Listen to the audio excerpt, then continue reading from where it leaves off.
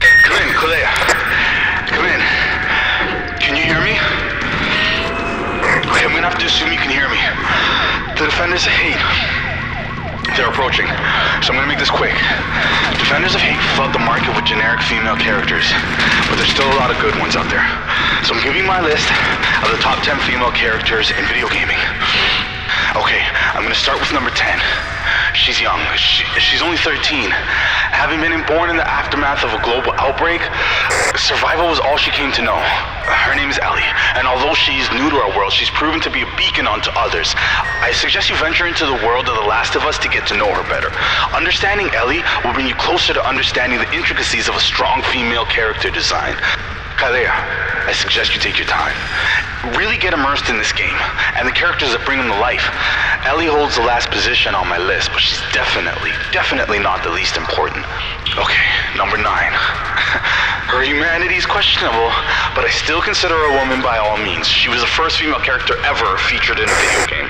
Miss Pac-Man. Miss Pac-Man is one of the top-selling games of all time. Despite her notoriety and unquestionable importance to the video game world, her lack of personality has kinda limited her to number 9. Miss Pac-Man showed us that she can be more than just a trophy wife to the infamous Pac-Man. She held her own and continues to do so until today. Number 8. Number 8 comes from a hidden gem and like one of my favorites from PlayStation 3, called Heavenly Sword. Her name is Nariko, and she's an immortal warrior. When she's not taking care of her clan or trying to protect her old-ass father, you can find Nariko decapitating and dismembering foes of like mad shapes and sizes. Her weapon of choice?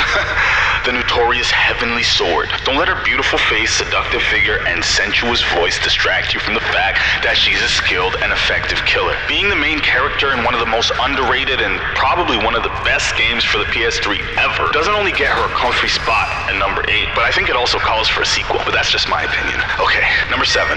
Lucky number 7. Why she's a number 1, I really can't tell you right now. I guess the list is just so full of characters, she had to end up somewhere. She goes by the name Claire Redfield. She's strong, she's smart, cunning, witty. That's just a few words that I can use to describe her. Getting familiar with Claire will help you understand how to survive when all the odds are stacked against you. Through the in-depth narrative of the original Resident Evils, you get to learn a lot about the character Claire, and it helps you to understand why she's one of the greatest characters. So I suggest you play Resident Evil 1 or 2. Just be patient when it comes to learning those fixed camera related controls. Number 6 has been an icon for females in gaming for as long as I can remember. Beautiful, delicate, elegant. She's the poster girl for the ultimate damsel in distress. She goes by the name of Princess Peach. I'm sure you've heard of her. If it wasn't for her, there would be no reason for Super Mario to go running, jumping, and hurdling Koopas all over the place. Although Princess Peach is mostly known for her damsel in distress type characteristics, she's also known for totally creative and really fun gameplay. Whether or not your typical idea of gameplay is floating through the sky in a pink dress, Princess Peach is a character you have to try. Number 5 is a character that most people didn't even know was a woman until they were deep in the game. Some people didn't even know till they cleared it. She comes from one of the most respected games in video game history. She was a scientist / Federation soldier who turned into an intergalactic bounty hunter. Fitted with a powered armor suit and weapons that guided missiles, she fought space pirates. She's well known as one of the first female protagonists in video game history, and she's still super popular more than 25 years after her first appearance. Samus. Metroid. Number 4, the ever-seductive, super mysterious Ada Wong. She was originally a private agent who became obsessed and entangled in the corporate espionage that surrounded the Umbrella Corporation.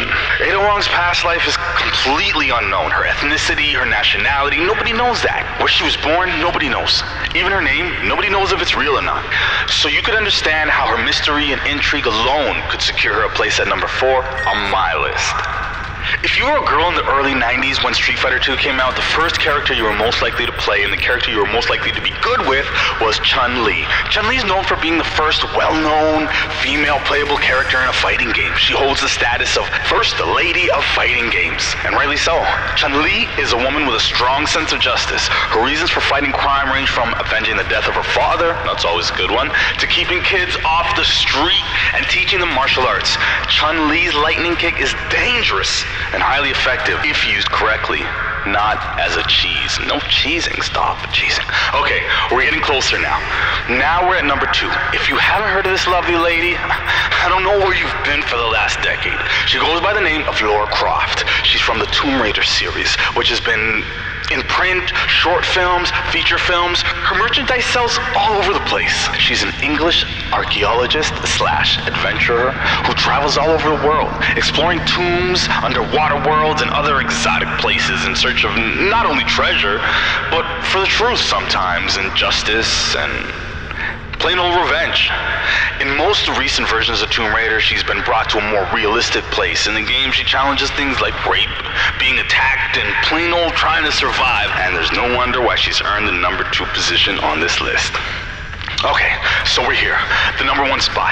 Now, my number 1 choice for female characters in video games of all time going into 2014 might be a little bit controversial because most people won't even know her existence. She's not as popular as Lara Croft from Tomb Raider, and she hasn't been seen as an icon in female gaming like Chun-Li or Miss Pac-Man or even Princess Peach. But the way this character has developed, her storyline, her powers, just who she is as a character, makes me believe that she's the best, most well-rounded, most easy to love character. Her name is Brea, and she's from the Parasite Eve 2, and regrettably, most recently, Parasite Eve 3rd birthday. Don't make me get into why it's regrettably.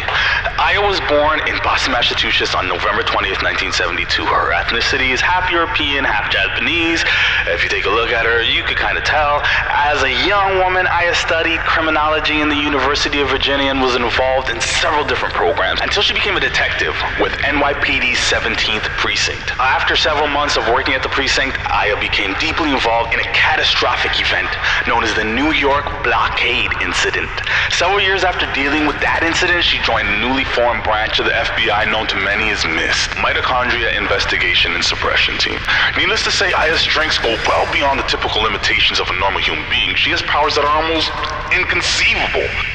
And when applied to a video game and used in the RPG format that Parasite Eve 2 uses, that combination provides an almost unlimited amount of fun. This game was one of the best games I've ever played. This character is one of the best characters I've ever played as. I'm not going to give you too much on her because you need to play Parasite Eve 2 from the beginning to the end so you can experience this number 1 female character